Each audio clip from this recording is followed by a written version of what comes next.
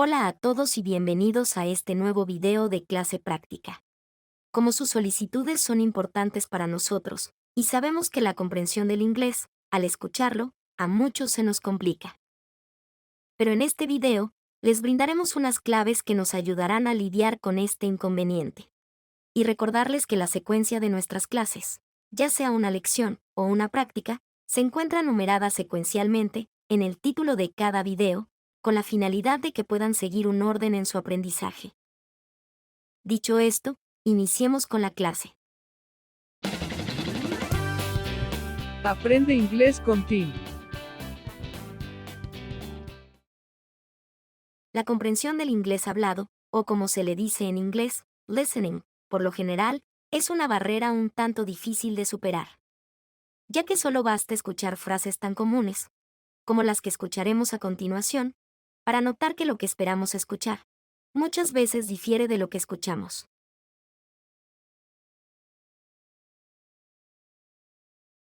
I don't know. I don't know. Think about it. Think about it. How are you doing? How are you doing? I want an apple. I want an apple. Entonces veamos, si la variación de sonidos se dan en frases tan comunes como las escuchadas, podríamos intuir que estas variaciones también se darían en muchas otras frases y en diálogos más amplios, afectando de esta forma nuestro entendimiento del inglés hablado. Por ello, en este video, el cual aplica tanto para las personas que inician con el inglés, así como para las que ya lo están estudiando, veremos las claves para identificar, comprender, diferenciar y dominar todos los elementos que nos ayudarán a entender el inglés al escucharlo. Pero antes de pasar a ver las claves, debemos establecer correctamente la fuente de emisión del inglés que recepcionaremos. Es decir, no pretendamos entender el inglés desde múltiples fuentes, sin tomar en cuenta que la pronunciación, ya sea de una persona, una canción o una película, dependerá de ciertos factores como el acento, la fonética y la velocidad. Por ejemplo, escuchemos esta pregunta que significa, ¿quieres un vaso de agua o te gustaría un vaso de agua?, pronunciada con el acento que se usa en Estados Unidos, en Inglaterra y en Australia, y pongamos atención al sonido de la última palabra. Would you like a glass of water? Would you like a glass of water? Would you like a glass of water? Como habrán podido notar, la pronunciación podría variar de acuerdo a cómo se habla el inglés en determinado lugar. Por esta razón, antes de establecer nuestras fuentes de emisión del inglés, debemos estar atentos a su procedencia. Y queremos precisar que al señalar esto, no pretendemos decir que un acento o forma de hablar el inglés es mejor que otro. Solo que para poder organizarnos bien, en la medida de lo posible, debemos enfocarnos en un único acento, y así, no generarnos confusiones adicionales. En el caso de nuestro canal nos enfocamos en el inglés que se habla en Estados Unidos, al cual se le denomina inglés americano. Y para ser más específicos, al acento del medio oeste de Estados Unidos, o también conocido como acento general americano. Y esto debido a que este es el acento más difundido, y el que más se usa en las películas y en las series de televisión. Y el otro factor a tomar en cuenta es la velocidad. Ya que la velocidad al hablar hace que los sonidos se unan, se reduzcan o cambien. Y esto no solo pasa con el inglés, sino también con nuestro propio español.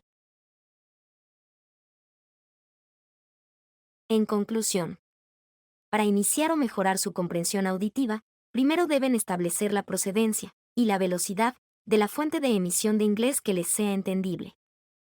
En otras palabras, si su nivel de inglés les permite solo identificar palabras o frases por el momento, o les permite comprender ideas completas, asegúrense de recepcionar el inglés desde donde puedan identificarlas. Ya que como hemos visto, existen variaciones que podrían llevar a generarles dudas o frustraciones, en lugar de generarles confianza y sensación de avance. Dicho esto, pasemos a ver las claves que les permitirán mejorar su comprensión auditiva de forma rápida y sencilla. 1. La entonación. 2. Palabras claves. 3. Diálogo conectado. 4. Contracciones. 5. Verbos compuestos. Y les recomendamos, sigan la numeración de las claves, al momento de estudiarlas, para que puedan aprovechar bien la secuencia del aprendizaje. Sin embargo, si su nivel de inglés les permite ir directamente a una de ellas, también estaría bien, dado que cada una fue realizada como un pequeño video, para que puedan ser aprovechadas de forma individual. Empecemos entonces con la primera clave, la entonación. La entonación es el proceso por el cual la voz sube y baja al hablar para indicar un matiz expresivo. Y es de suma importancia estudiarlo, porque ésta nos revela la intención comunicativa del hablante. Y es la base para las demás claves que veremos. Y aunque podríamos encontrar que existen más de 2 clasificaciones para los niveles de entonación, podríamos decir que todo parte desde 2 niveles básicos, el ascendente y el descendente. Los mismos que veremos a continuación. Empecemos viendo la entonación ascendente, que es cuando el tono de voz se eleva al final de la palabra o frase. Y que por lo general, se usa para expresar incredulidad, Really? enojo, Leave me alone. y para hacer preguntas cerradas. Es decir, preguntas cuyas respuestas podrían ser sí o no, sin más detalle adicional. Do you speak English? Ahora veamos la entonación descendente, que es cuando el tono de voz se reduce al final de una palabra o frase. Y por lo regular se usa para expresar pena o vergüenza. Oh, what a shame. Y también se usa para las oraciones enunciativas. Es decir, las que expresan, manifiestan o comunican ideas, conceptos o sucesos. I like to go to the beach on weekends. Y por lo regular también se usa para realizar preguntas que esperan respuestas más amplias que un sí o un no.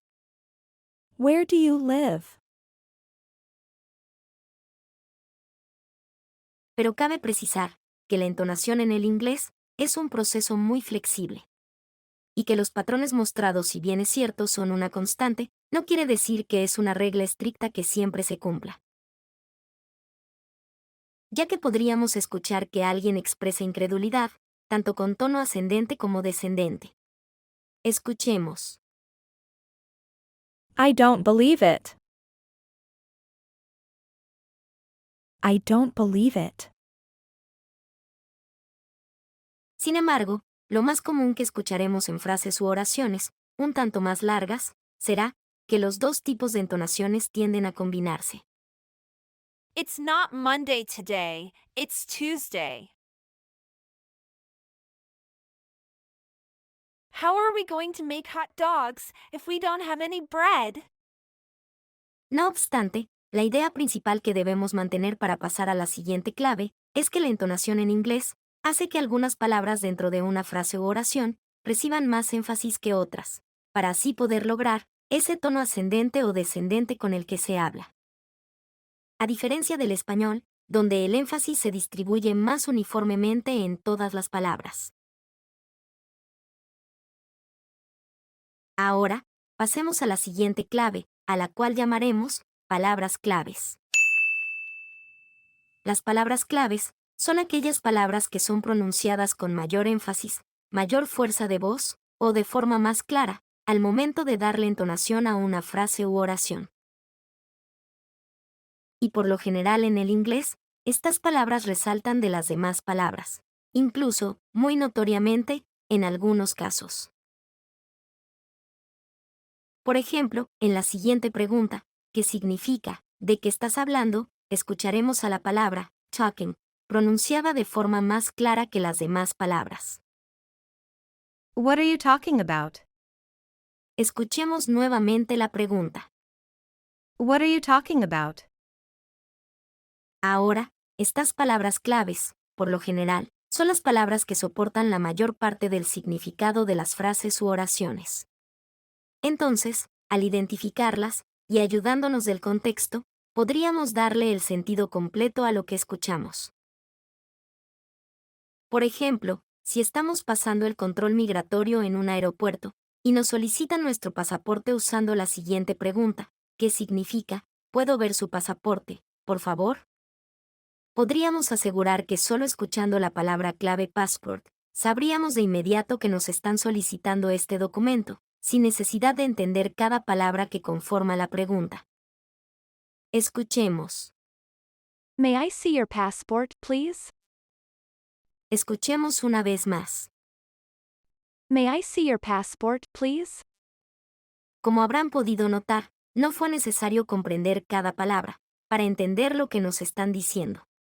Y aunque así estuviéramos en la posibilidad de hacerlo, diremos que no será del todo necesario identificar y comprender cada una de las palabras para entender la idea completa. Y generalmente en la medida que encontremos más palabras en una frase u oración, probablemente encontraremos más palabras claves. Y aún así estas frases u oraciones posean una entonación base, ya sea ascendente o descendente, el pronunciar con mayor énfasis las palabras claves que contengan, podría hacer que la entonación varíe muchas veces. Por ello, le pedimos su total atención a lo siguiente. En primer lugar, tal como ya dijimos, debemos acostumbrar a nuestro oído a escuchar las frases u oraciones compuestas de varias palabras, como si se tratasen de un único sonido. Ya que nosotros no escucharemos las frases pronunciadas así, What are you talking about? sino así. What are you talking about? Por lo tanto, no pretendamos traducir cada palabra para entender el significado de la frase completa, sino acostumbrarnos a escuchar el conjunto de palabras unidas, poniendo atención en las palabras claves, ya que lo más probable es que el resto de palabras se pronuncien de forma rápida y muchas veces no tan clara.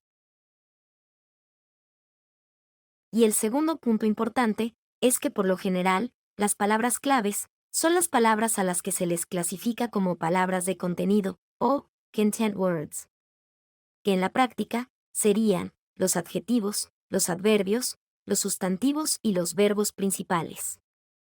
Y la otra clasificación de palabras que encontraremos serían las llamadas palabras funcionales, o function words, que son las que sirven para estructurar o enlazar a las palabras de contenido, que en la práctica serían los artículos, las conjunciones, las preposiciones y los pronombres. Pero veamos unos ejemplos para poder comprender esto de una forma más sencilla. En este primer ejemplo, escucharemos la siguiente pregunta. ¿Qué significa? ¿Qué es lo que quieres hacer? Primero pronunciada con una entonación equilibrada y un tanto lenta. Y luego pronunciada, de forma fluida, y con las variaciones de entonación que mencionamos para notar la diferencia. Escuchemos. What do you want to do? What do you want to do? Y de acuerdo a lo dicho, en la segunda forma de pronunciación, que sería la pronunciación con entonación variable, y que a su vez sería la forma de pronunciación que usaría un nativo angloparlante. Probablemente identificaremos de forma más rápida las tres palabras claves, que según lo mencionado serían las palabras de contenido, por ser un adjetivo interrogativo, y dos verbos. What? Want. Do. Y en el caso de las palabras, Do. You. To. por ser un verbo auxiliar, un pronombre y una preposición, serían palabras funcionales. Y por ello reducen su sonido. Y atención aquí. Cuando nos referimos a la reducción de sonido, no queremos decir que el sonido de estas palabras es anulado, sino que pueden ser pronunciadas con un menor énfasis, o con un sonido acortado, no tan nítido, y por lo regular algo cambiado. Escuchemos nuevamente la pregunta con entonación. pero ahora poniendo atención a lo que acabamos de precisar. What do you want to do? Escuchemos una vez más. What do you want to do? Y por el momento solo enfoquémonos en cómo varían los sonidos. Ya que más adelante en este mismo video, veremos la forma de cómo producir estas variaciones. Y notemos en el siguiente ejemplo, que significa, no sé a dónde ir. Como las palabras, No. Where? Go. son pronunciadas con mayor claridad, por ser dos verbos y un adverbio. Mientras que las palabras funcionales, I. Don't. To. por ser un pronombre, un verbo auxiliar y una preposición, reducen su sonido. Escuchemos. I don't know where to go. Escuchemos una vez más. Pero esta vez, pongamos atención a cómo el pronombre I. casi reduce su sonido al sonido de una letra A. Y es importante tener en cuenta esto, ya que esta reducción la escucharemos constantemente. I don't know where to go. Y ahora escuchemos un ejemplo más, e identifiquemos la variación de sonidos con la siguiente pregunta, ¿qué significa? ¿Puedo ir al baño? Escuchemos. May I go to the restroom? Escuchemos nuevamente la pregunta. May I go to the restroom? Desde luego, en la práctica, no nos vamos a detener a analizar la clasificación de cada palabra al momento de escuchar el inglés hablado, ya que la idea es que las identifiquemos de oído. Pero todo esto se explica para que tengamos una referencia. Ahora, si bien es cierto, lo de enfatizar las palabras de contenido y reducir el sonido de las palabras funcionales, por lo general es una constante, no es una regla estricta, ya que todo dependerá del matiz expresivo que quiera transmitir el hablante. Por ejemplo, en la siguiente frase que significa, me gusta el rock and roll, escucharemos que el pronombre I. es pronunciado con cierto énfasis, a pesar de ser una palabra funcional. Escuchemos. I like rock and roll. Escuchemos la frase una vez más. Y pongamos atención a la palabra, And. que reduce su sonido prácticamente al sonido de una N. I like rock and roll. Y en el siguiente ejemplo, ¿qué significa?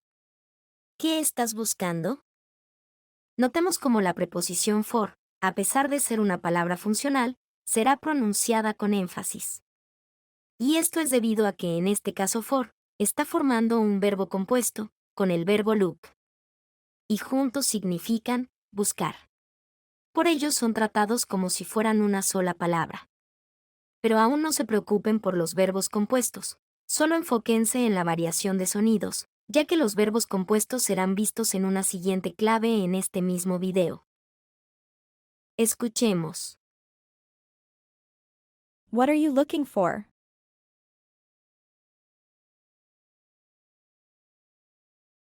Y ahora es el turno de la tercera clave, a la cual le denominan diálogo conectado o connected speech. El diálogo conectado es el proceso que agrupa a todos aquellos cambios que se producen en los sonidos de las palabras cuando se habla de forma fluida. Es decir, al hablar de forma fluida, no se pronuncian las palabras de manera aislada, sino en una secuencia continua. Y como consecuencia, los sonidos se conectan, mezclan, cambian o desaparecen, afectando de esta forma a los sonidos propios de cada palabra. Incluso, muchas veces, a los sonidos de las propias palabras claves también. Y este diálogo conectado también es usado en nuestro propio español cuando hablamos de forma fluida. Por ejemplo, intenten pronunciar la siguiente frase de forma rápida, y notarán que por comodidad, juntarán las dos primeras palabras y anularán el sonido de una de las consonantes S. Y lo mismo harán con las dos últimas palabras, pero en este caso, anularán uno de los sonidos de las vocales C. Entonces lo que escucharemos sería: las sandalias son de ella. Y aunque esta forma de hablar no sería la forma correcta de hacerlo, es realmente la forma con la que muchas veces por comodidad hablamos, aunque no nos demos cuenta de que lo hacemos así. Entonces, si esto pasa en nuestro propio español, claro que también pasa en el inglés. Por ello veamos los procesos que se dan al momento de hablar usando el diálogo conectado. Y el primer proceso que veremos será la concatenación o enlace de palabras. El enlace de palabras por lo general ocurre cuando el último sonido de una palabra es una consonante y el primer sonido de la siguiente palabra es una vocal.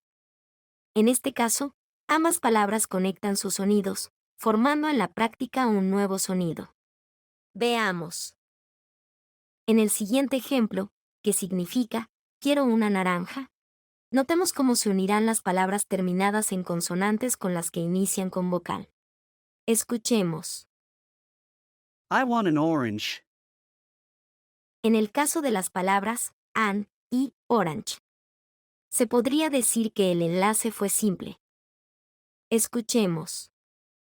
An orange. An orange. Pero en el caso de la palabra want y la palabra an, el sonido de la T casi ni se percibe, ya que de acuerdo a lo dicho en nuestro video dedicado a la consonante T, cuando una N y una T se encuentran entre dos sonidos vocálicos, por lo general la T tiende a reducir su sonido o fusionarlo con el de la N. Escuchemos. Want an. Want an. Ahora, escuchemos nuevamente la frase. I want an orange. Y en este siguiente ejemplo, ¿qué significa? Recógelo y guárdalo. Pick it up and put it away. Pongamos atención al sonido de la T. Aquí la T, al estar entre dos sonidos de vocal, de acuerdo a lo dicho en nuestro video de sonidos de la T, debe ser pronunciada como una flap T, cuyo sonido es muy parecido a la de la R en español. Escuchemos. Pick it up. Pick it up. Put it away. Put it away. Pick it up and put it away. Ahora escuchemos un ejemplo de enlace, con la consonante R y con la consonante N. We are looking for an apartment. For an apartment. For an apartment. Y en esta muy usada frase, que significa me gusta, escucharemos como la K de la palabra like se une con la vocal I de la palabra it. Y esto pasa porque por lo general toda palabra de dos sílabas que termina en E anulará el sonido de la E, y el sonido de la otra vocal deberá ser pronunciado con su sonido del abecedario. Y si perciben un sonido parecido al de la E entre la K y la T, es porque se trata del sonido de la I corta. I like it. Like it. Like it. Ahora veamos el segundo proceso del diálogo conectado, al cual le denominan intrusión. La intrusión es la adición de un sonido al momento de enlazar dos palabras. Y aunque publicaremos exclusivamente un video del diálogo conectado y todos sus procesos, para analizar con más detalle la intrusión, diremos que por lo regular, cuando una palabra termine en un sonido vocálico, que se aproxime al de la vocal U, y la siguiente palabra inicie con el sonido de una vocal, se suele agregar entre ellos el sonido que posee la doble U en inglés, pronunciado de forma corta. El mismo que suena así. Sin embargo, es importante precisar que no es una regla el agregar este sonido, ya que este es producido por comodidad, al pronunciar la secuencia de vocales, cuando se habla de forma rápida. Go into. Escuchemos primero cómo suenan estas dos palabras por separado, y luego cómo suenan juntas, y con el sonido de la W agregado. You. Always. You always. Ahora escuchemos estas dos palabras, en la siguiente frase que significa, tú siempre me interrumpes. You always interrupt me. Y ahora escuchemos la siguiente pregunta que significa, ¿quién es? Primero, pronunciada sin la intrusión del sonido de la W, y luego con la intrusión del sonido. Who is it?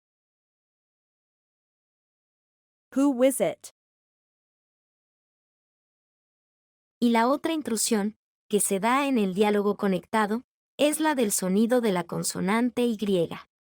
Es decir, cuando una palabra finaliza con un sonido similar al que posee la E, en inglés, y la siguiente palabra inicia con un sonido de vocal, se suele adicionar el sonido de la Y, cuando es pronunciada en palabras como yes, pero acortando un poco su pronunciación.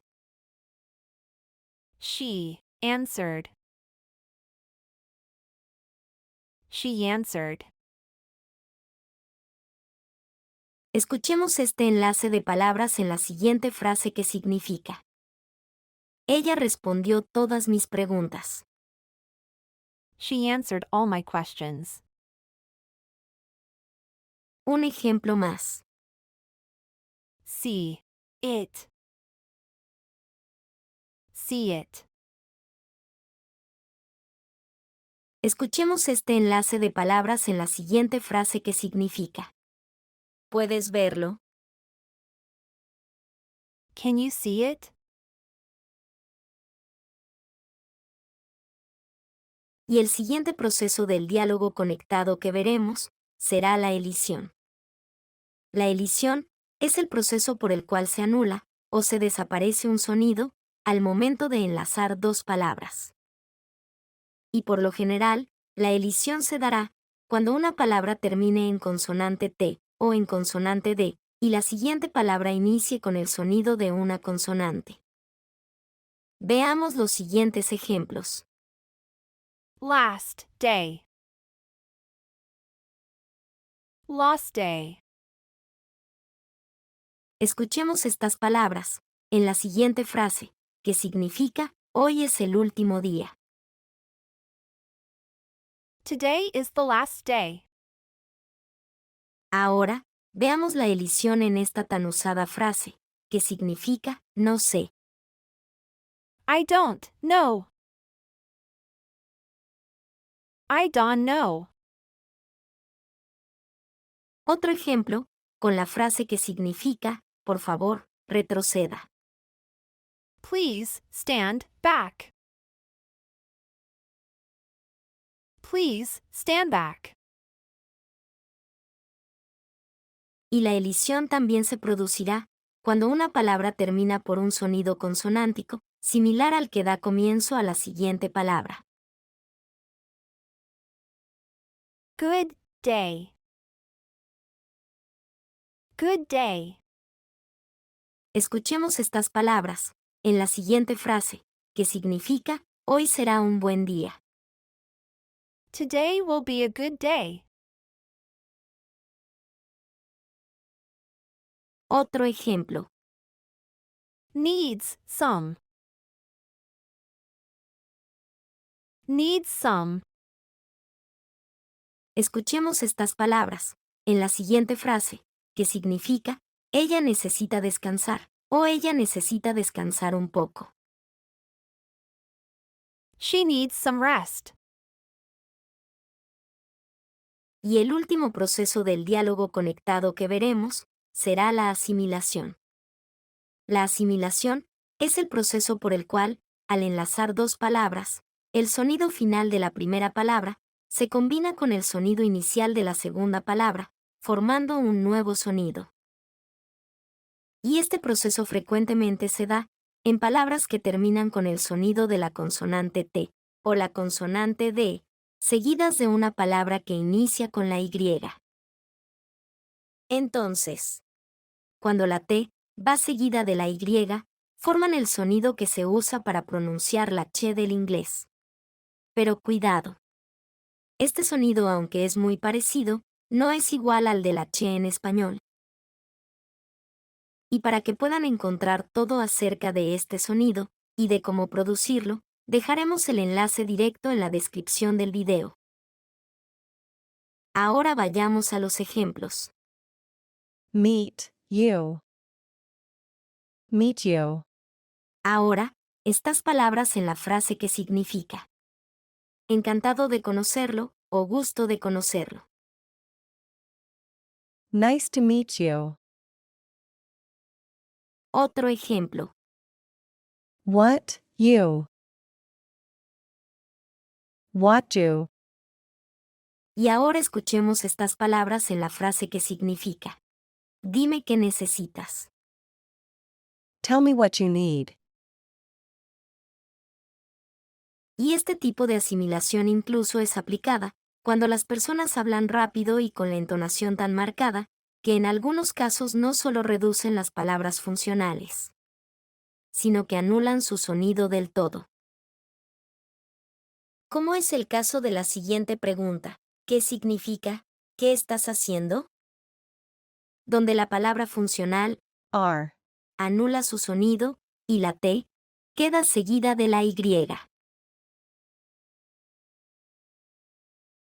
What are you doing? What you doing?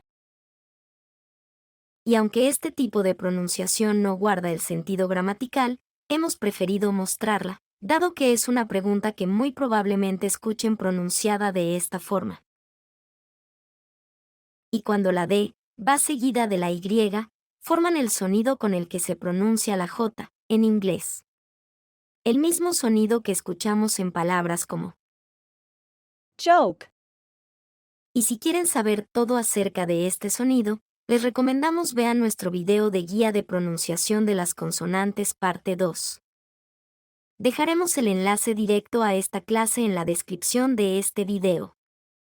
Ahora los ejemplos. Could you. Could you. Escuchemos estas palabras en la siguiente pregunta que significa ¿podrías hacerlo por mí? Could you do it for me? Otro ejemplo. Did you. Did you. Y estas palabras en la siguiente pregunta que significa ¿me llamaste? Did you call me? Y hasta aquí todo sobre el diálogo conectado. Y la siguiente clave que veremos serán las contracciones. Las contracciones son expresiones generadas por la combinación de dos palabras, que al combinarlas se acortan, eliminando una o más letras. Y las podemos identificar en su forma escrita, porque la contracción lleva un apóstrofo que reemplaza a la letra, o las letras que son anuladas de las palabras originales. Y son importantes conocerlas porque los angloparlantes las usan casi todo el tiempo. Y principalmente encontraremos a las contracciones en el verbo to be, que en español sería el verbo ser o estar. I'm. You're. He's. She's.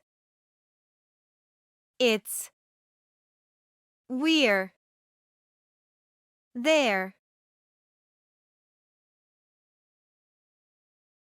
También encontraremos a las contracciones en la forma negativa del verbo to be, donde se pueden encontrar dos formas de contracción.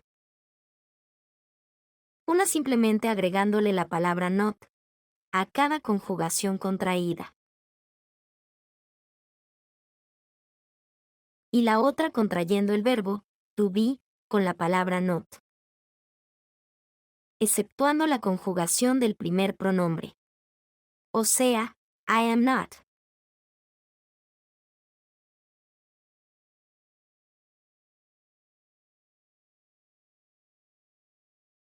Escuchemos.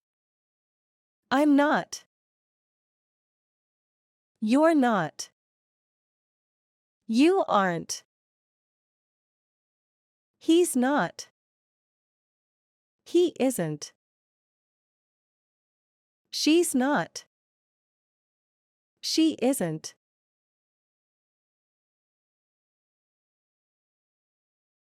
It's not. It isn't. We're not. We aren't. They're not. They aren't. Ahora escucharemos algunos ejemplos, primero pronunciados sin contracción y luego con contracción, para notar la diferencia. I am a doctor. I'm a doctor.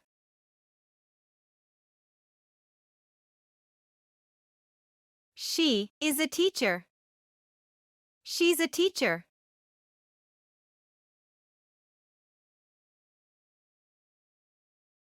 They are friends. They're friends.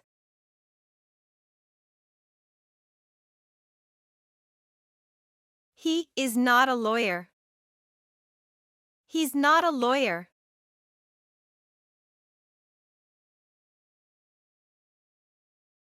They are not here.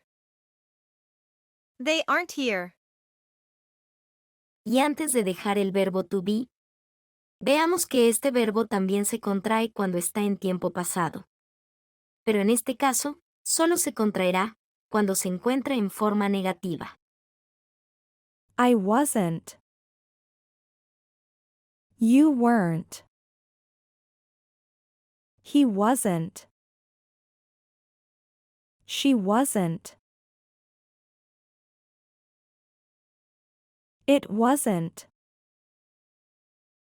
We weren't. They weren't.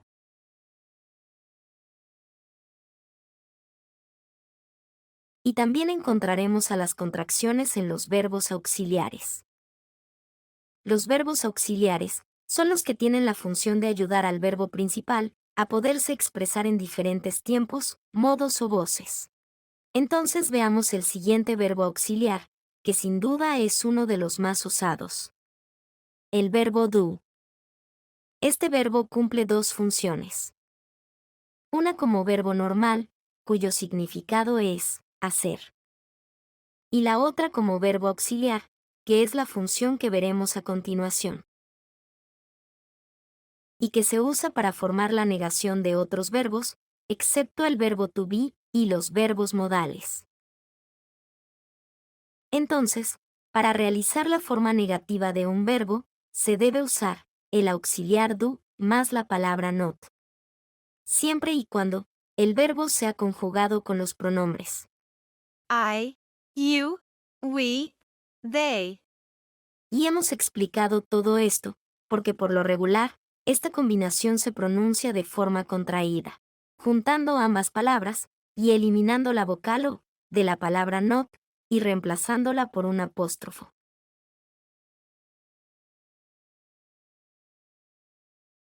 Escuchemos algunos ejemplos. I don't know. You don't have time. We don't care. They don't know.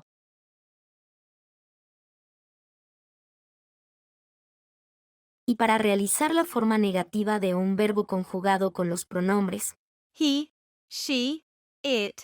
el verbo do cambiará su forma a does. Y atención aquí, ya que por lo general, a excepción de los verbos modales, todos los otros verbos tienden a cambiar su forma de escritura y pronunciación cuando son conjugados con estos tres pronombres. Escuchemos algunos ejemplos. He doesn't speak Spanish. She doesn't trust you. It doesn't work.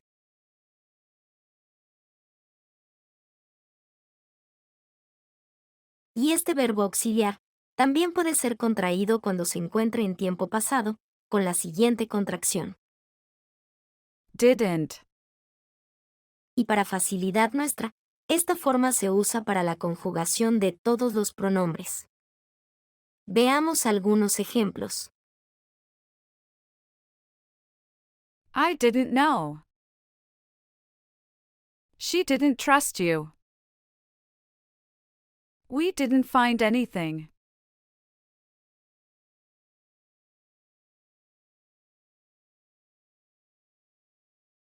Y las contracciones también podrán ser encontradas cuando se usan los verbos modales, que son los verbos que regularmente usamos para expresar una opinión sobre si algo es probable o posible. Pero en este caso, todo es más simple, ya que las contracciones solo se usarán con estos verbos cuando estén en su forma negativa. Y además estos no cambiarán al conjugarse con los pronombres.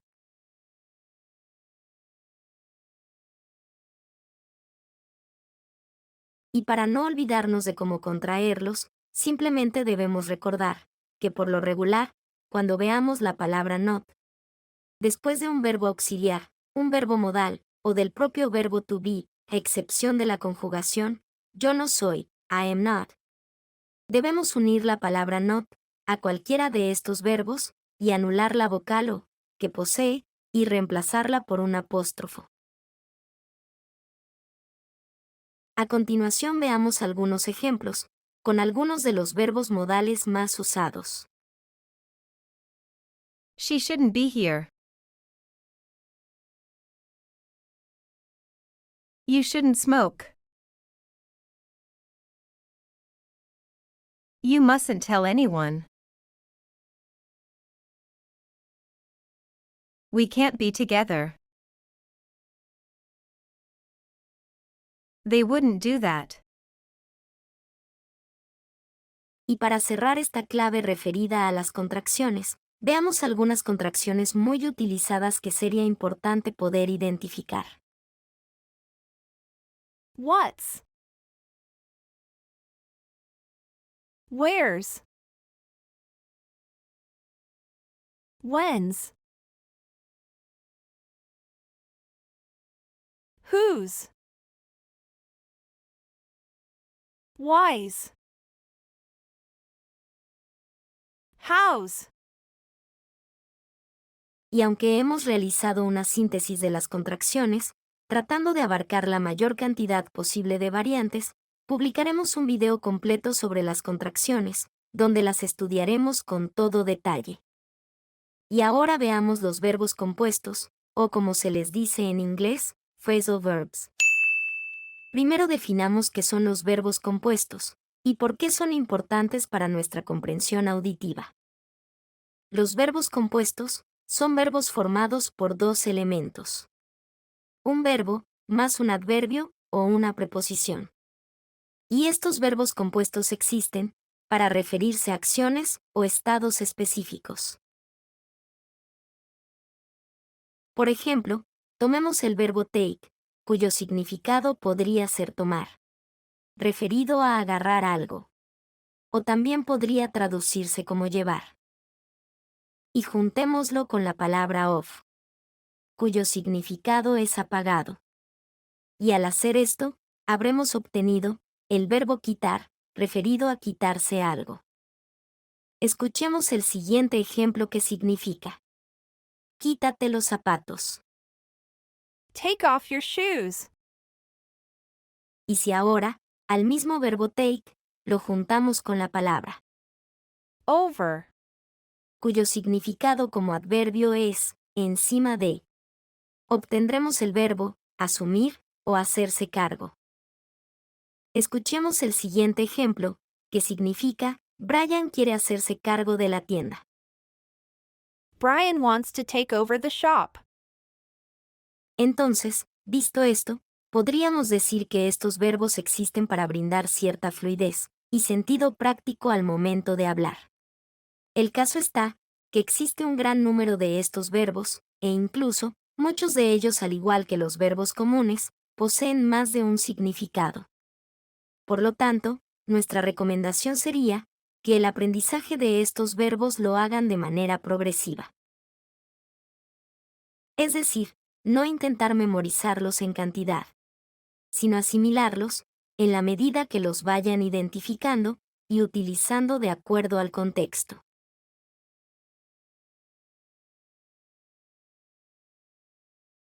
Por ejemplo, un verbo compuesto muy usado es Look for.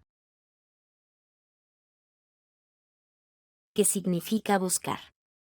Y podemos escuchar este verbo frecuentemente utilizado así.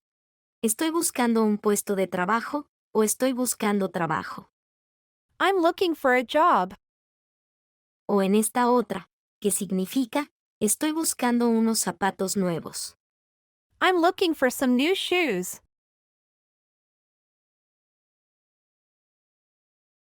Ahora, los verbos compuestos pueden ser separables y no separables. Es decir, son separables cuando en medio de ellos podemos colocar una palabra. Por ejemplo, el verbo turn on significa encender, y podemos separarlo y formar la siguiente frase. ¿Podrías encender la televisión? Could you turn the TV on?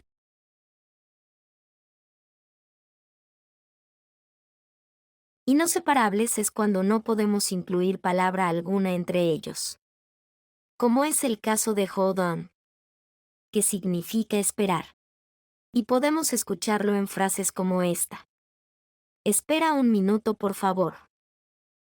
Hold on a minute, please. En conclusión, es de suma importancia familiarizarse con los verbos compuestos, ya que de lo contrario podríamos intentar traducir cada una de las palabras que lo componen, de forma individual, lo que probablemente haría que perdiéramos el sentido de lo escuchado. Igualmente mencionarles que publicaremos un video con una lista de los verbos compuestos más usados, con la finalidad de que cuenten con una forma práctica y completa para asimilarlos. Y hasta aquí, todo sobre nuestro video de claves para entender el inglés hablado. Les recomendamos vean este video las veces que consideren necesarias, para asimilar lo que aquí se ha estudiado. Pero sobre todo, pongan en práctica cada una de las claves aquí mencionadas, ya que la práctica es la mejor manera de lograr entender el inglés cuando lo escuchamos. Y no se olviden que la verdadera educación consiste en obtener lo mejor de uno mismo. Si te gustó este video no olvides regalarnos un like. Y te invitamos a suscribirte a nuestro canal y marcar la campanita para que recibas una notificación cada vez que publiquemos un nuevo video. ¡Saludos!